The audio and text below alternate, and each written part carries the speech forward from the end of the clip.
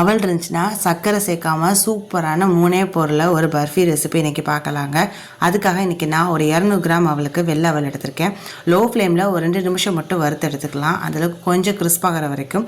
அதுக்கப்புறம் ஒரு 50 கிராம் அளவுக்கு நிலக்கடலை தோல் உரித்து வச்சுருக்கேங்க, அதையுமே லைட்டாக வறுத்து எடுத்துக்கலாம். இந்த மாதிரி வறுத்த 2 பொருளையுமே தனித்தனியாக ஆற வச்சு எடுத்து வச்சுக்கலாங்க. ஒரு மிக்சி ஜாரில் நம்ம வறுத்து வச்சுருக்கிற அவலை சேர்த்துட்டு ரவை பக்குவத்தில் அரைச்சி எடுத்துக்கலாம். ரொம்ப மையாக அரைக்கணும், மாவு போல் அரைக்கணும் அப்படிங்கிறது கிடையாது. ஜூஸர் சைடு வச்சு நம்ம அரைச்சி எடுத்துக்கிட்டால் போதும். இந்த அளவுக்கு பக்குவமாக நம்ம எடுத்துக்கிட்டால் போதும். 1 கப் அவலுக்கு 2 கப் அளவுக்கு தண்ணி வச்சுட்டு அதில் ஒரு 100 கிராம் அளவுக்கு நான் கல்கண்டு சேர்த்துருக்கேங்க.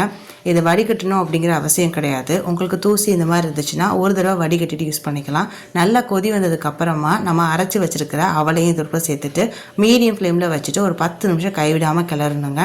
கட்டிப்படாமல் பார்த்ததுக்கப்புறமா இப்போ வறுத்து வச்சு ஆற வச்சுருக்கிற நிலக்கடலை எடுத்து அதையும் கொரன்னு அரைச்சி எடுத்துக்கலாம்.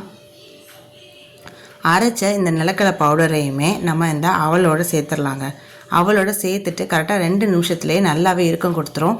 ஸ்டவ்வை ஹை ஃப்ளேமில் வச்சுட்டு இப்போ கிளற ஆரம்பிச்சிடலாம். 2 நிமிஷத்தில் நல்லா இது போல் ஒன்றுக்கு ஒன்று மிக்ஸ் ஆகி கடாயில் ஒட்டாமல் தனியாக வர ஆரம்பிக்குங்க. இந்த இடத்துல நம்ம நெய் தேங்காய் எண்ணெய் எதுவுமே சேர்க்க வேண்டாம். இது அப்படியே ஒரு பக்குவத்தில் வந்ததுக்கப்புறமா நெய் தடவின பாத்திரத்தில் மாற்றி வச்சுட்டு நல்லாவே சமப்படுத்தி விட்டுக்கலாங்க.